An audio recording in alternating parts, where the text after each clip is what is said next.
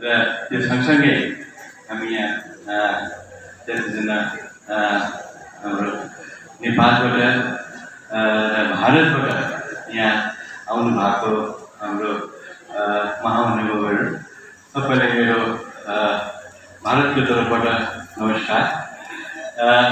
सबभन्दा ठुलो कुरा चाहिँ हाम्रो लागि इलाम किन यति इम्पोर्टेन्ट रहेछ, किन इलाममा हामी बार विगत 40 वर्षमा हामी आइराखेको छौँ। इलामलाई किन एउटा हामीले एकदम तपाईको फोकस गरेर हामी इलामलाई अगाडि बढाउने कोसिस गरिराखेका छौँ।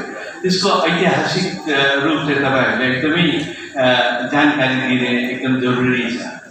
आजदेखि होइन, विगत हाम्रो भारत जति बेला हाम्रो ब्रिटिस इन्डियाको मुभमेन्टहरू भएको थिएन, त्यसको अगाडिदेखि नै हाम्रो इलामको थ्रुबाट आजको भारत काठमाडौँ र भारतको बिचमा हाम्रो पूर्वसँग माथि तिब्बतसँग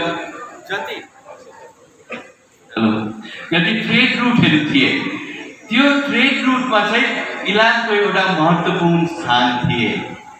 त्यही कारणले हामीले बुद्धिज्मको मुभमेन्ट भनौँ, हामी ट्रेडको मुभमेन्ट भनौँ, कल्चरल मुभमेन्ट भनौँ, सबैको जमघट हुने स्थल चाहिँ इलाम थिए।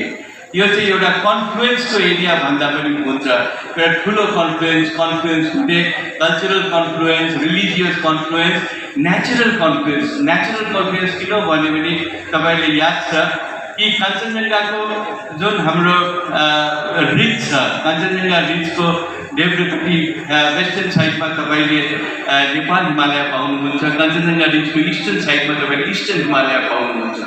यो रिज चाहिँ माइ पोखरीबाट उठेर माथि कञ्चनजङ्घासम्म पुगिन्छ।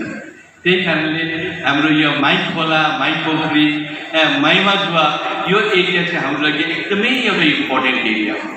यो एरिया भइदिएन भने हाम्रो यो जियोग्राफिकली हाम्रो यो नेचुरल कन्फ्लुएन्स हुन सक्ने थिएन।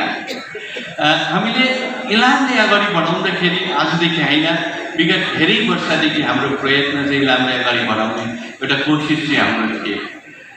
धेरै वर्ष अगाडि 2010तिर हामीले हाम्रो सुन्तला महोत्सवमा हामीले इलामलाई बोलाएको थियौँ। त्यहाँदेखि चाहिँ हाम्रो सम्बन्ध जोड्दै गयो। हामी इलामलाई कसरी स्याहार्ने, कसरी अगाडि बढाउने, त्यति बेलासम्म हाम्रो तल मेचीसँग हाम्रो एउटा सम्पर्क भइसकेको थियो। किन त्यहाँ ह्युमन एलिफेन्ट कन्फ्लिक्ट, हात्ती र मान्छेको कन्फ्लिक्टमा हामी कसरी टुरिज्मलाई कन्भर्ट, त्यो कन्फ्लिक्टलाई चाहिँ हामी कसरी टुरिज्म एडभान्टेजमा कन्भर्ट गर्नु सक्ने भन्ने एउटा प्रयत्न गर्नु थाले। आज हामीसँग यहाँ अर्जुनज्यू आइराखेको छ, उहाँको लिडरसिपमा हामीले त्यहाँ काम सुरु गरेको थियौँ। त्यो सँगसँगै यहाँ माथि हामीले के सोच्यौँ भने चाहिँ तलको हात्तीको जग्गा मात्रै हेर्दा हुँदैन, माथि हाम्रो रेड पान्डाको हेबिट्याट पनि हामीले बचाउनु पर्यो। हेबिट्याट एकदम तलदेखि माथिसम्म हामीले बचाउनु सकेन भने चाहिँ यो चाहिँ हुँदैन, यो इन्कम्प्लिट हुन्छ। खोला जति बेला बगिन्छ, खोलाको अरिजिन चाहिँ हाम्रो माथि हुन्छ। खोला आउँदै आउँदै आउँदै आउँदै तलसम्म आएर ठुलो भएर जति बेला इन्डियामा पस्छ, इन्डियादेखि हाम्रो बे अफ बेङ्गलमा हाम्रो पस्छ। यो लामो जर्नीमा यो एउटै सिङ्गल इन्भाइरोमेन्ट हो, एउटा सिङ्गल प्रकृति हो। जो प्रकृतिलाई हामीले काट्यो भने यो बिग्रिन्छ भन्ने हामीले हात्तीको हेबिट्याटदेखि हाम्रो रेड पान्डाको हेबिट्याटसम्म हामीले बचाउनुपर्छ भनेर हामी सोचेको थियौँ। त्यसको मध्यस्थल कुन चाहिँ हुन्छ भने पनि त्यसको मध्यस्थल चाहिँ हाम्रो इलाम हो।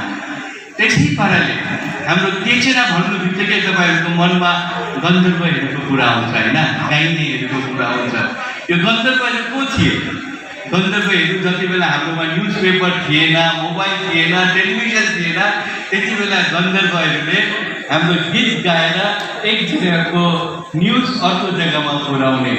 हाम्रो यहाँ नेपालमा हाम्रो कसरी राजाले काम गर्नु हुँदैछ यहाँ दार्जिलिङ सिक्किममा थाहा हुने चाहिँ यो गन्धर्वहरूलाई जोड्ने। त्यसै प्रकारले पहाडमा चाहिँ हाम्रो कल्चरल इन्भल्भमेन्ट हेर्दाखेरि चाहिँ हाम्रो शेर्पा जातिको हामीले हेर्नु पऱ्यो। तिनीहरू पहाडमा बसेर माथितिर बसेर एउटा कल्चरल इम्प्याक्ट चाहिँ गरेछ। बिचमा हाम्रो तामाङ, हाम्रो राई, लिम्बू हामी कतिजनालाई हेरिराखेको छु। त्यसको एउटा कल्चरल कन्फ्लुएन्स, त्यो कल्चरल कन्फ्लुएन्स पनि हेर्दाखेरि कहाँ हुन्छ भने पनि यो इलाममा हुन्छ। इलाम चाहिँ नेचर र कल्चरल कन्फ्लुएन्सले गर्दा हामीले सबभन्दा पहिला हामीले कलकत्तामा लन्च गरेको थियौँ चलो इलाम भन्ने प्रोग्राम।